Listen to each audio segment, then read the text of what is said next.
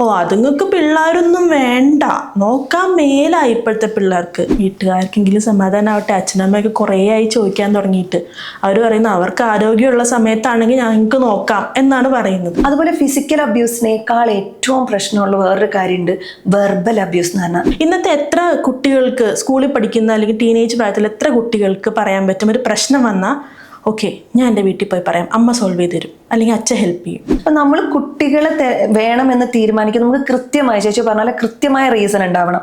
എനിക്കിതിനെ വളർത്താൻ പറ്റുമോ, എനിക്കിത് ഈ കുഞ്ഞിൻ്റെ കൂടെ ടൈം സ്പെൻഡ് ചെയ്യാൻ പറ്റുമോ, ഇതെന്നെ ഞാൻ കുഞ്ഞിനെ സ്നേഹിക്കുന്നത് പോലെ കുഞ്ഞിനെ തിരിച്ച് സ്നേഹിക്കും എന്നൊരിക്കലും നമ്മൾ വാശി പിടിക്കരുത്. കഴിഞ്ഞ ദിവസം നമ്മളെ എല്ലാവരെയും വേദനിപ്പിച്ചിട്ടുള്ള ഒരു വാർത്തയുണ്ടായിരുന്നു, ഒരു കുഞ്ഞിൻ്റെ മരണം. അത് അമ്മയും രണ്ടാനച്ഛനും കൂടിയാണ് കുഞ്ഞിനെ കൊലപ്പെടുത്തിയതെന്നുള്ള രീതിയിൽ വാർത്തകളൊക്കെ വന്നിരുന്നു. അപ്പം എല്ലാവരെയും ആ വാർത്ത വളരെയധികം വേദനിച്ചു. അതിനകത്ത് ഏറ്റവും കൂടുതൽ ചർച്ചയായിട്ടുണ്ടായിരുന്ന ഒരു കാര്യമുണ്ട്, കുഞ്ഞിനെ നമുക്ക് ഇന്നത്തെ സമൂഹത്തിൽ അത്യാവശ്യമാണ്, ജീവിതത്തിൻ്റെ ഒരു പാർട്ടായി ഒരു കുഞ്ഞിനെ നമ്മൾ ജനിപ്പിക്കേണ്ടതുണ്ടോ ഒരു സമൂഹത്തിൻ്റെ പ്രഷർ കൊണ്ട് എന്നൊക്കെയുള്ളൊരു ചോദ്യം വന്നിരുന്നു. ചില ആളുകൾ കുഞ്ഞിനെ വേണം എന്ന് ആഗ്രഹിച്ച് കിട്ടാത്തവരുണ്ട്, അതിനുവേണ്ടി കുറേ ട്രൈ ചെയ്യുന്നു, കുഞ്ഞിനെ കൊഞ്ചിക്കാൻ, കുഞ്ഞിൻ്റെ ഒപ്പം സമയം ചെലവഴിക്കാനൊക്കെ.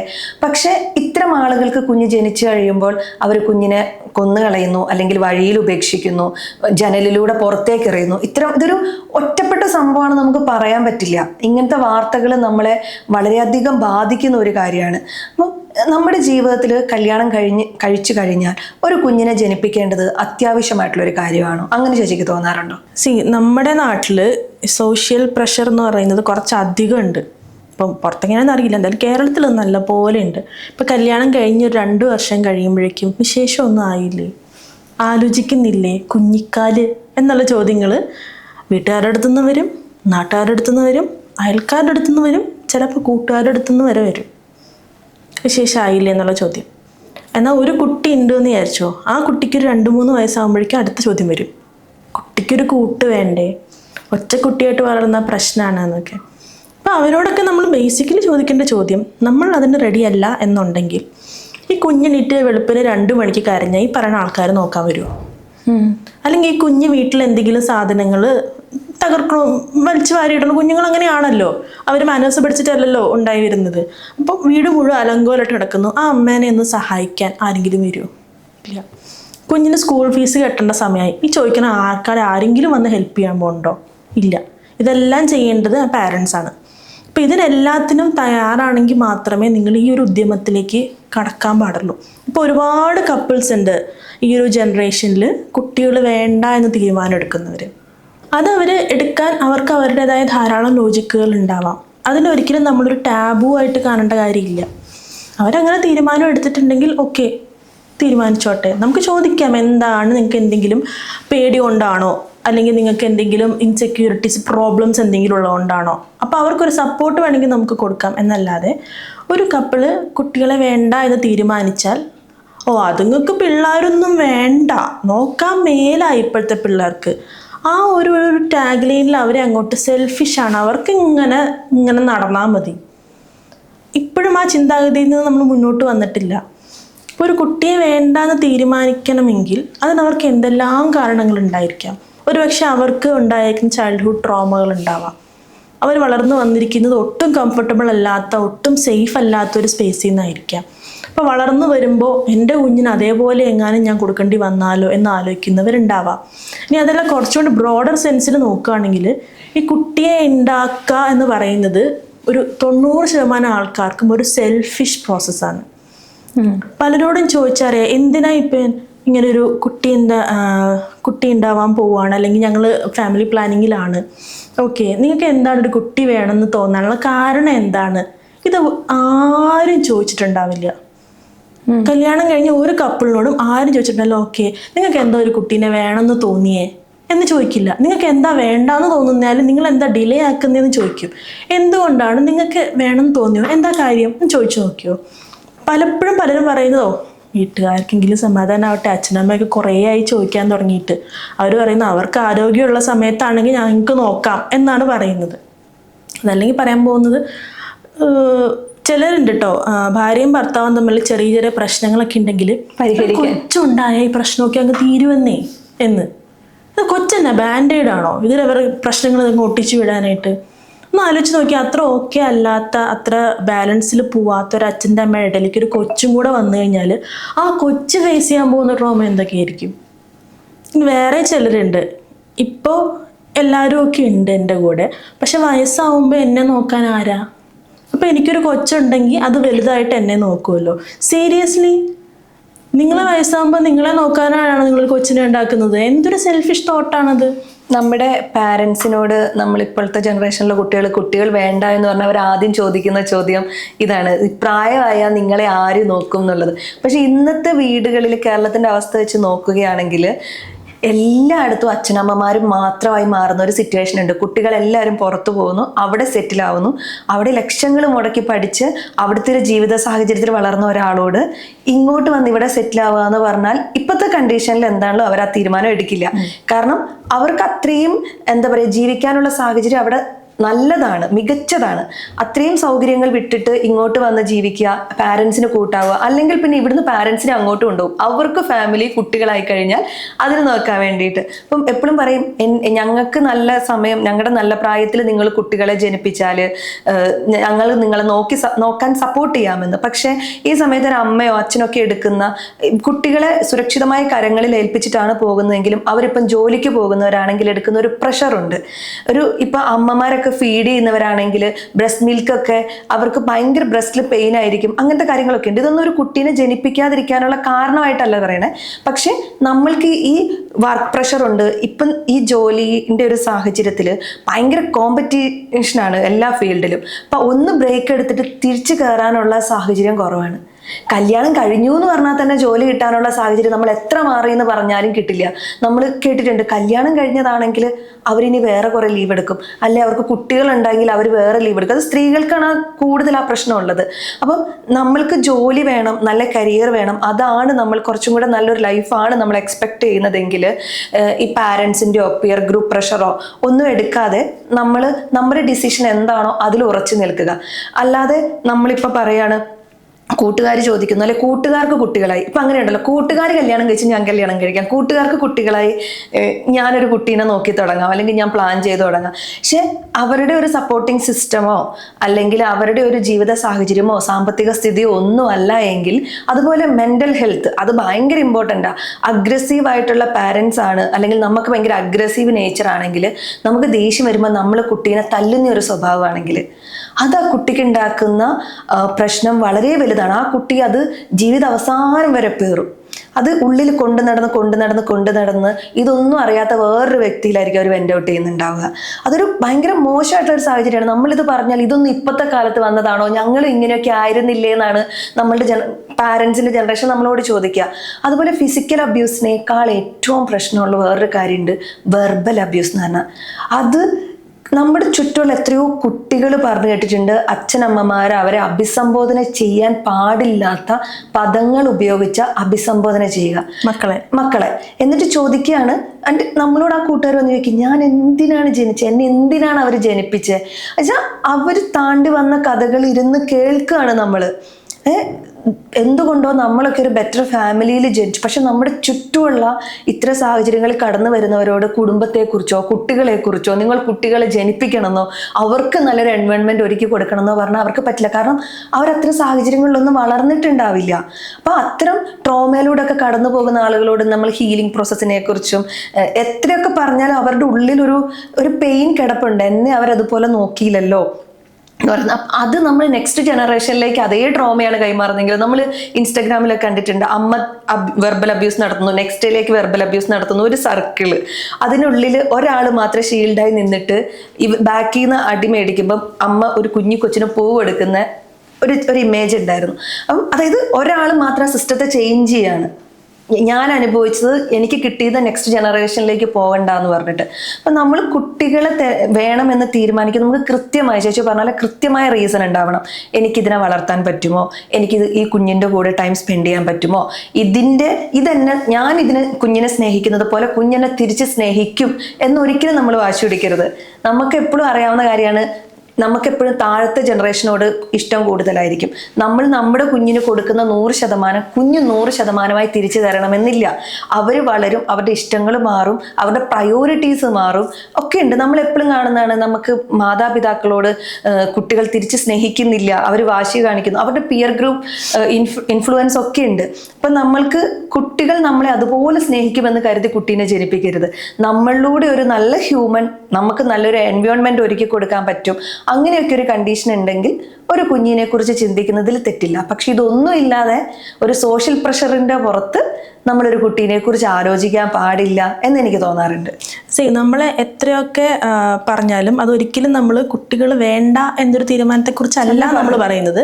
പക്ഷെ ഒരു കുട്ടി എന്ന് ആലോചിക്കുമ്പോൾ അതിന് നിങ്ങളുടെ റീസൺസ് വളരെ ക്ലിയർ ആയിരിക്കണം. എന്തിനു വേണ്ടിയിട്ടാണ് നിങ്ങളൊരു കുഞ്ഞിനെ ഈ ഭൂമിയിലേക്ക് കൊണ്ടുവരുന്നത്. ഇപ്പം അഡ്വാൻസ്ഡ് ആയിട്ട് ചിന്തിക്കുകയാണെന്നുണ്ടെങ്കിൽ അത്ര നല്ല സാഹചര്യമൊന്നും അല്ല നമുക്ക് ചുറ്റിനും ഉള്ളത്. അപ്പോൾ ഒരു കുഞ്ഞിനെ കൊണ്ടുവന്ന് ഈ ട്രോമകളിലൂടെയും ഈ ബുദ്ധിമുട്ടുകളിലൂടെയും ഈ സൊസൈറ്റി പ്രഷറിലൂടെയൊക്കെ വീണ്ടും കൊണ്ടുപോകണമോ എന്നാലോചിക്കുന്നവരുണ്ട്. ഞാനൊരു കുഞ്ഞിനെ കൊണ്ടുവന്നിട്ട് അതിനെയും കൂടി എന്തിനാണ് ഈ കഷ്ടപ്പെടുത്തുന്നത് എന്നാലോചിക്കുന്നവരുണ്ട്. പക്ഷെ ഇതിനെല്ലാം അപ്പുറത്ത് നമ്മുടെ ഉള്ളിൽ ഒരുപാട് സ്നേഹമുണ്ട്. എനിക്ക് സ്നേഹിക്കാൻ ഒരു കുഞ്ഞിനെ വേണം. അങ്ങനെ ഒരു കുഞ്ഞിനെ വേണമെങ്കിൽ അവന് അല്ലെങ്കിൽ അവൾക്ക് ഞാൻ അവൈലബിൾ ആയിരിക്കും. അവൾക്കും അവനോ വേണ്ട എല്ലാ ബേസിക് കാര്യങ്ങളും എനിക്ക് പ്രൊവൈഡ് ചെയ്യാൻ പറ്റും. അത് ഇമോഷണൽ സെക്യൂരിറ്റി ആയിക്കോട്ടെ, ഫിനാൻഷ്യൽ സെക്യൂരിറ്റി ആയിക്കോട്ടെ, നല്ല എഡ്യൂക്കേഷൻ കൊടുക്കുന്നതായിക്കോട്ടെ, അതെല്ലാത്തിനും ഞാൻ പ്രിപ്പയർഡാണ്. ഈ പ്രിപ്പറേഷൻ എന്ന് പറഞ്ഞു കഴിഞ്ഞാൽ അത് ഫിനാൻഷ്യലി മാത്രമല്ല കേട്ടോ, അതിനേക്കാളും ക്രിസ്റ്റീന നേരത്തെ പറഞ്ഞതുപോലെ ഇമോഷണൽ പ്രിപ്പറേഷനാണ് അതിൽ ഏറ്റവും വലുത്. അതായത് ഒരു കുഞ്ഞ് എന്ന് പറഞ്ഞാൽ അത് ഒരിക്കലും നിങ്ങളുടെ ആഗ്രഹത്തിനനുസരിച്ച് വളർന്നു വരണമെന്ന് യാതൊരു ഗ്യാരണ്ടിയും ഇല്ല. ഒരുപക്ഷെ നിങ്ങൾ ഭയങ്കരമായിട്ട് നല്ല മാർക്കുകൾ വാങ്ങിയിട്ടുള്ള ആളായിരിക്കാം, നിങ്ങൾ ഏത് മത്സരത്തിന് പോയാലും വിജയിക്കുന്ന ആളായിരിക്കാം. ഒരുപക്ഷെ നിങ്ങളുടെ കുഞ്ഞിന് ആ സ്കിൽ സെറ്റ് കിട്ടിയിട്ടുണ്ടാവില്ല. അപ്പോൾ കുഞ്ഞിന് അക്കാഡമിക്സിൽ വീക്കാണെങ്കിൽ, ക്ഷമ നശിക്കുന്ന അല്ലെങ്കിൽ അത് അക്സെപ്റ്റ് ചെയ്യാൻ പറ്റാത്ത ആളാണ് നിങ്ങൾ എങ്കിൽ കഴിഞ്ഞില്ലേ ആ കുഞ്ഞിൻ്റെ ബാല്യം മാത്രമോ? ആ ക്യാരക്ടർ ഫോർമേഷൻ നടക്കുന്ന സമയത്തുണ്ടാവുന്ന ട്രോമയാണ് ജീവിതകാലം മുഴുവനും നടക്കുന്നത്. അപ്പോൾ കുഞ്ഞിനുണ്ടാകാൻ സാധ്യതയുള്ള എല്ലാ മാറ്റങ്ങളും ഞാൻ വിചാരിക്കുന്ന പോലെയൊന്നും ആയിരിക്കില്ല എൻ്റെ കുഞ്ഞ് എന്ന് ആദ്യമേ നിങ്ങൾക്ക് അക്സെപ്റ്റ് ചെയ്യാൻ പറ്റണം. ഇനി ഒരു പക്ഷേ കംപ്ലീറ്റ്ലി ഹെൽത്തി ആയിട്ടുള്ളൊരു കുഞ്ഞല്ല നിങ്ങൾക്ക് ഉണ്ടായതെന്ന് വിചാരിക്കുക, അല്ലെങ്കിൽ ഇമ്മ്യൂണിറ്റി പ്രശ്നങ്ങളുണ്ട്, എപ്പോഴും അസുഖം വരുന്ന കുഞ്ഞാണ് എന്ന് വിചാരിക്കുക. ഈ കുഞ്ഞിന് വേണ്ടി ഞാൻ കയറാത്ത ഹോസ്പിറ്റലിൽ എത്ര തവണ കയറുന്നു, ഇങ്ങനെയൊക്കെ ആലോചിച്ച് നിങ്ങൾ തളർന്നു പോയി കഴിഞ്ഞാൽ അവിടെയും എഫക്റ്റഡ് ആവുന്നത് ആ കുഞ്ഞാണ്. തിരിച്ചറിയുന്ന പ്രായത്തിൽ പോലും അല്ലെങ്കിലും ഞാൻ എൻ്റെ അമ്മയ്ക്കോ അച്ഛനോ എന്തൊക്കെയോ വിഷമങ്ങൾ കൊടുത്തിട്ടുണ്ട് എന്നാൽ ആ കുഞ്ഞിൻ്റെ ഉള്ളിൽ വന്നാൽ അതിൻ്റെ കോൺഫിഡൻസിനെ അത് ബാധിക്കും. നിങ്ങൾ മനഃപൂർവ്വം ആയിരിക്കില്ല, ആ കുഞ്ഞിനോട് നിങ്ങളൊന്നും പറയണുണ്ടാവില്ല, പക്ഷെ നിങ്ങളുടെ ഉള്ളിൽ ഇത്തവണയും ഈ മാസവും പോകണം ഹോസ്പിറ്റലിൽ, ഇന്ന് അത്രയും ബില്ല് വീണ്ടും അടയ്ക്കണം, ആ പൈസ നമ്മൾ എവിടെ നിന്ന് കണ്ടുപിടിക്കും? എല്ലാ പ്രശ്നത്തിനും സൊല്യൂഷൻ കണ്ടുപിടിച്ചിട്ട് നമുക്കൊരു പാരൻ്റ് ആവാനൊന്നും പറ്റില്ല. പക്ഷെ എന്ത് പ്രശ്നം വന്നാലും അതിനെ ധൈര്യത്തോടെ നേരിടാം എന്നുള്ള കോൺഫിഡൻസ് ഉണ്ടെങ്കിൽ മാത്രമേ ഈ പാരൻറ്റിങ്ങിലേക്ക് കടക്കാൻ പാടുള്ളൂ. കാരണം നമ്മൾ പ്രതീക്ഷിക്കാത്ത എന്തെല്ലാം പ്രശ്നങ്ങൾ വരാം, എല്ലാം നമുക്ക് മുൻകൂട്ടി കാണാൻ പറ്റണം എന്നില്ല. ചിലപ്പോൾ ഡിവോഴ്സ് വരെ സംഭവിക്കാം. ഒരു പാർട്ട്ണർ ഇപ്പം ഒരു കുഞ്ഞിനെ ഉണ്ടാക്കണമെങ്കിൽ മറ്റൊരാളെ നിന്നെ കരുതിയാണ് ഞാൻ ഈ ഉദ്യമത്തിന് പുറപ്പെട്ടത്, അല്ലെങ്കിൽ നീ ഉണ്ടാവും എന്ന് വിചാരിച്ചു, അല്ലെങ്കിൽ അച്ഛനും അമ്മയും ഉണ്ടല്ലോ കുഞ്ഞിനെ നോക്കാനെന്ന് ഞാൻ വിചാരിച്ചു. ചെയ്യരുത്. നിങ്ങളുടെ കുഞ്ഞിനെ നിങ്ങൾക്ക് നോക്കാൻ പറ്റും. Correct. Your baby is your responsibility primarily എന്ന് കരുതി ഹെൽപ്പോ സപ്പോർട്ടോ വേണ്ടെന്നല്ല പറയുന്നത്. അത് കോൺസ്റ്റൻ്റ്ലി കിട്ടുമെന്ന പ്രതീക്ഷയിൽ നിങ്ങളൊന്നും പ്ലാൻ ചെയ്യരുത്. അഥവാ അതൊന്നും ഇല്ലെങ്കിൽ പോലും അതിനെ എനിക്ക് മാനേജ് ചെയ്യാൻ പറ്റും, അല്ലെങ്കിൽ ആ സപ്പോർട്ട് സിസ്റ്റം എനിക്ക് ഉണ്ടാക്കിയെടുക്കാൻ പറ്റും എന്നുള്ള കോൺഫിഡൻസ് നിങ്ങൾക്ക് വേണം. ഇപ്പോൾ ഗ്രാൻഡ് പാരൻസിന് അവർക്ക് ഈ പ്രായത്തിൽ ഒരു കുഞ്ഞിനെ കിട്ടി അവരും ഹാപ്പി ആവും, അങ്ങനെ ഓർത്തിട്ടാണ് ഞാനിതിന് മുതിർന്നത് എന്ന് പറയരുത്. കാരണം അവർക്ക് അവരുടേതായ ഹെൽത്ത് ഇഷ്യൂസ് ഉണ്ട്. ഓഫ് കോഴ്സ് ഒരു കുഞ്ഞ് ബേബീനെ കിട്ടുമ്പോൾ അവർ ഹാപ്പി ആവും, പക്ഷെ അവർക്ക് ഹെൽത്ത് കൺസ്ട്രെയിൻസ് ഉണ്ട്. നിങ്ങളെ നോക്കിയ പോലെയോ നിങ്ങളുടെ പുറകെ ഓടിയതുപോലെയോ നിങ്ങളുടെ കുഞ്ഞിൻ്റെ പുറകെ ഓടാൻ അവർക്ക് പറ്റിയെന്ന് വരില്ല. അപ്പോൾ അവിടെ ഒരു ക്ലാഷ് വരരുത്. ഈ കുഞ്ഞെന്ന് പറഞ്ഞാൽ മിനിമം ഒരു 18 വയസ്സ് വരെയെങ്കിലും ആ കുഞ്ഞായിരിക്കണം ആ പാരൻറ്റിൻ്റെ പ്രയോറിറ്റി. അതായത് നമ്മുടെ പാഷൻ, നമ്മുടെ ഹോബി, നമ്മുടെ കരിയർ, നമ്മുടെ സോഷ്യൽ ലൈഫ്, നമ്മുടെ ഫുഡ് ഹാബിറ്റ്സ്, നമ്മുടെ ലൈഫ് സ്റ്റൈല്, നമ്മുടെ ഫാഷൻ ചോയ്സസ് എല്ലാം മാറുകയാണ്. കാരണം അവിടെ എല്ലാം പ്രയോറിറ്റി കൊടുക്കാൻ പോകുന്ന ഈ കുഞ്ഞിന് വേണ്ടിയാണ്. അറ്റ്ലീസ്റ്റ് അതിന് പ്രായപൂർത്തിയാവുന്നവരെയെങ്കിലും ലീഗലി. പക്ഷെ അതിന് ശേഷം പോലും ഇപ്പം നമ്മളാണെങ്കിൽ പോലും ഒരു പ്രശ്നം വന്നാൽ ആദ്യം വിളിക്കുന്നത് നമ്മുടെ അപ്പനെ അമ്മേനെ തന്നെയായിരിക്കും. അതെ, അതിപ്പോൾ എത്ര പ്രായമായെന്ന് പറഞ്ഞാലും അമ്മമാർക്ക് നമ്മളൊരു തലവേദന തന്നെയാണ്. അടുക്കളയിൽ ഉണ്ടാകുന്ന പ്രശ്നം മുതൽ ഫിനാൻസ് മാനേജ് മുതൽ എന്ത് കാര്യത്തിലും നമ്മൾ വീട്ടിലേക്ക് വിളിക്കും, അവർ കേൾക്കണം. അപ്പം അവർ അവൈലബിൾ ആയിരിക്കണം. നമ്മൾ കേൾക്കുന്നില്ല എങ്കിൽ നമുക്ക് പരാതിയാണ്. നമ്മൾ വിചാരിക്കുകയാണ് അവർ ഉത്തരവാദിത്തപ്പെട്ടവരാണ് നമ്മളെ കേൾക്കാനെന്ന്. ഇതേ സാധനം തിരിച്ച് നമ്മുടെ കുഞ്ഞ് നമ്മളോടും പറയും, നിങ്ങൾ എന്താ അവൈലബിൾ അല്ലാത്തേ, നിങ്ങൾക്ക് അവൈലബിൾ ആവാൻ പറ്റില്ലെങ്കിൽ പിന്നെ നിങ്ങൾ എന്തിനാ ഉണ്ടാക്കി. ആ ഒരു ചോദ്യം ഇന്നത്തെ ജനറേഷനിലെ കുട്ടികൾ പലരും ചോദിക്കാറുള്ള ഒരു ചോദ്യമാണ്. നിങ്ങൾക്ക് പറ്റില്ലെങ്കിൽ പിന്നെ എന്തിനാണ് എന്നെ ജനിപ്പിച്ചതെന്ന് പറയുന്ന ഒരു ചോദ്യം. അതിന്റെ പല എക്സ്ട്രീമുകളുണ്ട് കേട്ടോ. ഒരു ലോജിക്കും വർക്കാവാത്ത ചില കാര്യങ്ങൾ നമ്മൾ കേൾക്കും. അതായത് എൻ്റെ അച്ഛൻ ഇമ്മൻസ്ലി റിച്ച് അല്ലാത്തതാണ് എൻ്റെ പ്രശ്നം, എൻ്റെ അച്ഛൻ കോടീശ്വരനെന്ന് ഞാനിങ്ങനെ കഷ്ടപ്പെടണമായിരുന്നോ, ഇന്നാ മോനെ പോയി തുടങ്ങും നിന്റെ പുതിയ ബിസിനസ് എന്ന് പറഞ്ഞ് 15-20 ലക്ഷം എഴുതി തരാൻ പറ്റുമായിരുന്നെങ്കിൽ ഞാനിങ്ങനെ ലോണിന് അലഞ്ഞു തിരിഞ്ഞ് നടക്കണമായിരുന്നോ. ഇതൊക്കെ കേൾക്കുമ്പോഴാണ് നമുക്ക് വിയോജിപ്പ് വരുന്നത്. ഒരു കുട്ടിക്ക് ബേസിക് എഡ്യൂക്കേഷൻ കൊടുക്കാം എന്നതിനപ്പുറം ഒരു ആൺകുട്ടിയെ ഫിനാൻഷ്യലി സെറ്റിൽഡ് ആക്കുക എന്ന് പറയുന്നത് ഒരു പാരന്റിന്റെ ഉത്തരവാദിത്തം അല്ല. ഒരു പെൺകുട്ടിയെ കല്യാണം കഴിപ്പിച്ച് വിടുക എന്ന് പറയുന്നത് ഒരു പാരന്റിന്റെ ഉത്തരവാദിത്തം അല്ല. അവർക്കുള്ള ബേസിക് നല്ല എഡ്യൂക്കേഷൻ കൊടുക്കുക, നല്ല ക്യാരക്ടർ ഫോർമേഷൻ കൊടുക്കുക, അവനെ അല്ലെങ്കിൽ അവളെ നല്ലൊരു ഹ്യൂമൻ ബീയിങ് ആക്കി മാറ്റുക, മതി. പ്രശ്നം വരുമ്പോൾ നിങ്ങൾ കൂടെ ഉണ്ടെന്ന് തോന്നിപ്പിക്കുക. ഇന്നത്തെ എത്ര കുട്ടികൾക്ക്, സ്കൂളിൽ പഠിക്കുന്ന അല്ലെങ്കിൽ ടീനേജ് പ്രായത്തിൽ എത്ര കുട്ടികൾക്ക് പറയാൻ പറ്റും, ഒരു പ്രശ്നം വന്നാൽ ഓക്കെ ഞാൻ എൻ്റെ വീട്ടിൽ പോയി പറയാം, അമ്മ സോൾവ് ചെയ്ത് തരും അല്ലെങ്കിൽ അച്ഛൻ ഹെൽപ്പ് ചെയ്യും. പിള്ളേർ എന്തുകൊണ്ടാണ് പ്രശ്നം വരുമ്പോൾ വീട്ടിൽ നിന്ന് ഹൈഡ് ചെയ്യുന്നത്? കോൺഫിഡൻസിനേക്കാൾ പ്രശ്നം പേടിയാണ് അകത്തുള്ളവർ. ദൈവമേ, അമ്മ അറിഞ്ഞാൽ തീർന്ന്, അച്ഛൻ അറിഞ്ഞ എന്നെ കൊല്ലും. അപ്പം അതിനെ മറയ്ക്കാൻ വേണ്ടിയിട്ട് തരികിട കാണിക്കുക. ഇപ്പം ഇതുപോലെ ലോൺ ആപ്പുകളുടെ പ്രശ്നങ്ങളൊക്കെ പറയുന്നുണ്ടല്ലോ. പല കുട്ടികളും വീട്ടിൽ പറയുന്നില്ല. എന്തുകൊണ്ടാണ്? വീട്ടിൽ പറഞ്ഞാൽ അവർ പ്രശ്നമാക്കുമെന്ന് പേടിച്ചിട്ടാ. എന്നാൽ അതിനപ്പുറം ഞാൻ പറയാം, എനിക്ക് നാളെ ഒരു കുഞ്ഞുണ്ടായാൽ, അവളല്ലെങ്കിൽ അവൻ ഒരു പ്രശ്നത്തിലായാൽ ഞാൻ എൻ്റെ അമ്മയോട് പറയാം, അമ്മ ഒരു സൊല്യൂഷൻ കണ്ടുപിടിക്കും എന്ന കോൺഫിഡൻസ് എനിക്ക് ഉണ്ടാക്കാൻ പറ്റിയാൽ അവിടെയാണ് എൻ്റെ വിജയം. കാരണം പ്രശ്നങ്ങൾ ആർക്കായാലും വരും. ഇപ്പം എന്ന് കരുതി മക്കളെ എന്ത് കാണിച്ചാലും അതിനെ സപ്പോർട്ട് ചെയ്യണം എന്നല്ല നമ്മൾ പറയുന്നത്. മക്കൾക്കൊരു പ്രശ്നം വന്നാൽ അവർക്ക് നമ്മളോട് പറയാനുള്ളൊരു സ്പേസ് അവിടെ വേണം. അമ്മ വഴക്ക് പറയുമായിരിക്കും, അമ്മ തല്ലുമായിരിക്കും, അമ്മ കണ്ണുപൊട്ട ചീത്ത പറയുമായിരിക്കും. പക്ഷെ എന്നാലും at the end of the day അമ്മ എൻ്റെ കൂടെ നിൽക്കും. ആ പറ്റിപ്പോയി, ഇനി നമുക്കതിനെ എങ്ങനെ നേരിടാം, ഇനി നമുക്ക് ഇത് എങ്ങനെ ഹാൻഡിൽ ചെയ്യാം എന്ന് പറഞ്ഞു തരാൻ എൻ്റെ അമ്മ എൻ്റെ കൂടെ നിൽക്കും എന്ന് ഒരു കോൺഫിഡൻസ് ആ കുട്ടിക്ക് കൊടുക്കാൻ പറ്റണം. അങ്ങനെ കൊടുക്കാൻ പറ്റണമെങ്കിൽ നമ്മൾ കൺമുന്നിൽ ഡെവലപ്മെൻ്റ് എല്ലാം നമ്മൾ അറിഞ്ഞിരിക്കണം. ആ കുഞ്ഞിൻ്റെ അത്രയും ഇൻവെസ്റ്റ്മെൻറ്റ് നമുക്ക് ആ കുഞ്ഞിലുണ്ട്. നമ്മുടെ ടൈം, നമ്മുടെ എനർജി, നമ്മുടെ ഫിനാൻസ്, എവറിതിങ് അത്രയും ഒക്കെ നിങ്ങൾക്ക് ആലോചിച്ചെടുത്ത് നിങ്ങൾ അതിനൊക്കെ വില്ലിങ് ആണെങ്കിൽ മാത്രമേ നിങ്ങൾ ഈ ഉദ്യമത്തിലേക്ക് കടക്കാവൂ. അതൊരു ചെറിയ കാര്യമല്ല. കാരണം ഒരു ഹ്യൂമൻ അവരുടെ ലൈഫ് ലോങ് നമ്മൾ ഡിപ്പെൻഡ് ചെയ്ത് നിൽക്കുക എന്ന് പറയുന്ന ഒരു കാര്യം അതൊരു ചെറിയ ഡിസിഷൻ അല്ല. നമുക്കത് ഇപ്പം ഭയങ്കര തമാശയായിട്ട് നമ്മൾ ഇതിൻ്റെ ഒരു ആവേശത്തിലൊക്കെ ചെയ്യുന്ന കാര്യമാണെങ്കിലും ഒന്ന് ആലോചിച്ച് നോക്ക്. നമുക്കൊരു കുട്ടി നടന്നു തുടങ്ങാൻ എടുക്കുന്ന ഒരു പ്രായമുണ്ട്, അതിനെ ഫീഡ് ചെയ്താൻ എടുക്കുന്ന രീതിയുണ്ട്. എന്തിനു പറയണം, ഈ പോസ്റ്റ്മോർട്ടം ഡിപ്രഷനിലൂടെ കടന്നു പോകുന്ന അമ്മമാർ ഉണ്ട്. അതിനെ ടാക്കിൾ ചെയ്യണം. കുഞ്ഞിൻ്റെ കരച്ചിൽ, ഉറക്കം ശരിയാവുന്നില്ല, അമ്മമാർ ഫുഡ് കഴിക്കുന്നില്ലാത്ത കണ്ടീഷൻ ഉണ്ട്. അപ്പം നമ്മൾക്ക് ഇതൊന്നും നമ്മുടെ ചുറ്റും നമ്മളെ കൃത്യമായി നോക്കി പരിചരിക്കാൻ ആളുകൾ ഇല്ലെങ്കിൽ നമുക്കൊരു സപ്പോർട്ടിങ് സിസ്റ്റം, അതായത് ഈവൻ പുറത്തുനിന്നാണെങ്കിലും നമുക്കൊരു സപ്പോർട്ട് എടുക്കാൻ പറ്റുന്നില്ല, നമുക്ക് അതിനുള്ള സാമ്പത്തികമില്ല എന്നാണെങ്കിൽ നമ്മൾ ആലോചിച്ച് തന്നെ ഡിസിഷൻ എടുക്കണം ഈ വിഷയത്തിൽ. അതുപോലെ നമ്മൾ നന്നായി വളർത്തി വിട്ടാലും ചിലപ്പോൾ കുട്ടി എന്തെങ്കിലും കുരുത്തക്കേട് കാണിച്ചാൽ ആദ്യം ചോദിക്കുന്നത് നിന്റെ വീട്ടിൽ നിന്നാണോ നിന്നെ പഠിപ്പിച്ചതെന്നുള്ളതാണ്. ലൈഫ് ലോങ് നമ്മൾ ആ ബ്ലെയിം എടുക്കണം. ഒരു ചെറിയ തെറ്റാണെങ്കിൽ പോട്ടെ, ഇപ്പം മയക്കുമരുന്നോ അല്ലെങ്കിൽ ബോംബ്, ഇത്തരം സാധനങ്ങളൊക്കെ കയ്യിൽ കൊണ്ടു നടക്കുക അല്ലെങ്കിൽ ഉപയോഗിക്കുന്ന അല്ലെങ്കിൽ ഇത്തരം ആക്രമണങ്ങളിൽ ഇടപെടുന്ന ഒരു കുട്ടീനെയാണ് നമ്മൾ വളർത്തിക്കൊണ്ടുവരുന്നതെങ്കിലോ സൊസൈറ്റിക്ക് ഒരു ഗുണവും ഇല്ല. അപ്പം നമ്മുടെ ക്യാരക്ടർ ഫോർമേഷൻ്റെ ഒപ്പം തന്നെ നമ്മൾ നല്ല രീതിയിൽ വളർത്തിയാലും കുട്ടി എങ്ങനെ ആവും എന്ന് ഇങ്ങനത്തെ കൺഫ്യൂഷൻസ്, ഇങ്ങനത്തെ ആശങ്കകൾ നമ്മൾ സുഹൃത്തുക്കൾ സംസാരിക്കുമ്പോൾ പറയാറുണ്ട്. ശരിക്കും ആ ആശങ്കയൊന്നും നമുക്ക് തള്ളിക്കളയാൻ പറ്റില്ല. കാരണം ആ ഹ്യൂമൻ എങ്ങനെയാണ് വളർന്ന് പുറത്തേക്ക് വന്ന് ആളുകളോട് ഇടപെടുക, അതിനൊരു ഗ്യാരണ്ടി നമുക്ക് പറയാൻ പറ്റില്ല. നമ്മളെ കൊണ്ട് ചെയ്യാൻ പറ്റുന്ന മാക്സിമം നല്ല രീതിയിൽ നമ്മൾ അറിവ് കൊടുക്കുക. എഡ്യൂക്കേഷൻ മാത്രമല്ല കേട്ടോ, ഇപ്പം എന്താ പറയുക, വിദ്യാഭ്യാസം ഉണ്ടെങ്കിലും വിവേകവും വിവരവും ഉണ്ടാവണമെന്നില്ല. ജസ്റ്റ് ബുക്ക് മാത്രം പഠിച്ചത് കൊണ്ട് ആരും നല്ല ഹ്യൂമൻ ബീയിങ്സ് ആവില്ല. എഡ്യൂക്കേഷൻ വേണം, ഓഫ് കോഴ്സ്, അതൊരു ഇൻറ്റഗ്രൽ പാർട്ടാണ്. പക്ഷെ അതിനൊപ്പം തന്നെ വേണ്ട കാര്യങ്ങളാണ് വകതിരിവ് എന്ന് പറയുന്ന സാധനം, വിവേകം എന്ന് പറയുന്ന സാധനം.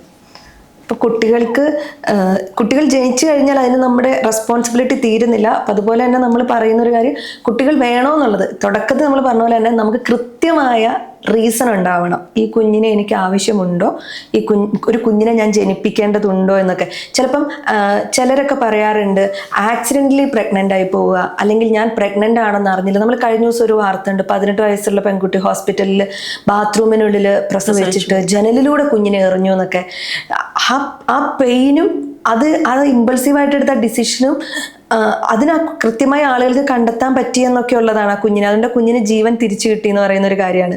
ആ കുഞ്ഞൊരു തെറ്റും ചെയ്തിട്ടില്ല. അപ്പോൾ at the end of the day ഈ കുഞ്ഞിന് പ്രസവിക്കാം എന്നെടുത്തത് ആ സ്ത്രീ എടുത്ത തീരുമാനമാണ്. അതിനു മുന്നേ അവർക്ക് എത്രയോ ഓപ്ഷനുകൾ ഉണ്ടായിരുന്നു. ഇപ്പോൾ ഇന്ത്യയിൽ എനിക്ക് തോന്നുന്നു 6 മാസം വരെ അബോർഷൻ ലീഗലാണ്. അതിന് കൃത്യമായ കാരണങ്ങൾ കാണിക്കുകയാണെന്നുണ്ടെങ്കിൽ ഹോസ്പിറ്റൽസിൽ ചെയ്തു തരും. കൂടെ ഹസ്ബൻഡ് വരണമെന്ന് പോലും ഇല്ലെന്നാണ് എൻ്റെ ഒരു അറിവ്. I'm not sure. അപ്പോൾ അവനവന് പറ്റിയൊരു അബദ്ധമാണെങ്കിൽ, നമ്മൾ പ്ലാൻ ചെയ്യാതെ സംഭവിച്ചാൽ, നമ്മളിപ്പോൾ ഇതിനെ ഡീൽ ചെയ്യാൻ തയ്യാറല്ല എങ്കിൽ it is okay to do that. ഒരു കുഞ്ഞിനെ കൊണ്ടുവന്ന് അതിനെ ഈ ക്രൂരതയ്ക്ക് എറിഞ്ഞു കൊടുക്കുന്നതിനേക്കാളും ഭേദമല്ലേ ആ കുഞ്ഞിൻ്റെ വരവ് കുറച്ചൊന്ന് ഡിലേ ചെയ്യുന്നത്. ഇപ്പം ഞാൻ പറയാച്ചാൽ ഒരു കപ്പിള് അല്ലെങ്കിൽ ഒരു സിംഗിൾ പാരൻറ്റോ ആയിക്കോട്ടെ ഇരുന്ന് തീരുമാനിക്കുകയാണ് എനിക്കൊരു കുഞ്ഞിനെ വേണമെന്ന്. ഞാൻ പറയും അവർ വൈ എന്ന ചോദ്യം ഒരു 5 വട്ടമെങ്കിലും എല്ലാ ദിവസവും ചോദിക്കണം. എന്തിന്? ആ റീസൺ അവർക്ക് കണ്ടുപിടിക്കാൻ പറ്റണം. ഞാൻ ഒറ്റപ്പെട്ടു പോകുന്നത് കൊണ്ട്, is that a good reason? ഭാവിയിൽ എന്നെ നോക്കാൻ, is that a good reason? ഒറ്റയ്ക്ക് ജീവിച്ച് മടുത്തു, എല്ലാവരും ചോദിക്കുന്നു, എല്ലാവരുടെയും വായടപ്പിക്കാൻ, is that a good reason? അല്ലെങ്കിൽ എൻ്റെ ഫ്രണ്ട്സിന് എല്ലാവർക്കും മക്കളുണ്ട്, അപ്പോൾ അവരുടെ കൂടെ ചെല്ലുമ്പോൾ പ്ലേ ഡേറ്റിനൊക്കെ പോകുമ്പോൾ ഞാൻ ഒറ്റപ്പെട്ടു പോകുന്നു, is that a good reason? നിങ്ങളോട് തന്നെ ചോദിക്കുക വൈ. ആ ചോദ്യത്തിന് നിങ്ങൾക്ക് വ്യക്തമായ ഇമ്പാർഷ്യലായ ലോജിക്കലായ ഉത്തരം നിങ്ങൾക്ക് കിട്ടുന്നുണ്ടെങ്കിൽ മാത്രം നിങ്ങളിതിന് ഇറങ്ങിയാൽ മതി. കാരണം പാരൻറ്റിങ് എന്ന് പറയുന്നത് വളരെ വളരെ ഉത്തരവാദിത്തപ്പെട്ട ഒരു ജോബ് തന്നെയാണ്, ഡ്യൂട്ടി തന്നെയാണ്. ഇപ്പോൾ ഒരു കുഞ്ഞ് എന്ന് പറയുന്നത്, കുഞ്ഞിന് ജന്മം നൽകുക എന്ന് പറയുന്നത് നിങ്ങളുടെ അവകാശം എന്നതിനപ്പുറം സമാധാനത്തോടെയും സന്തോഷത്തോടെയും ജീവിക്കാനുള്ള അന്തരീക്ഷം കിട്ടുക എന്നുള്ളത് ആ കുഞ്ഞിൻ്റെയും അവകാശമാണ്. അത് നിഷേധിക്കപ്പെടരുത്. അത് കൊടുക്കാൻ പറ്റുമെന്നുണ്ടെങ്കിൽ മാത്രം നിങ്ങളൊരു കുഞ്ഞിനെക്കുറിച്ച് ആലോചിച്ചാൽ മതി.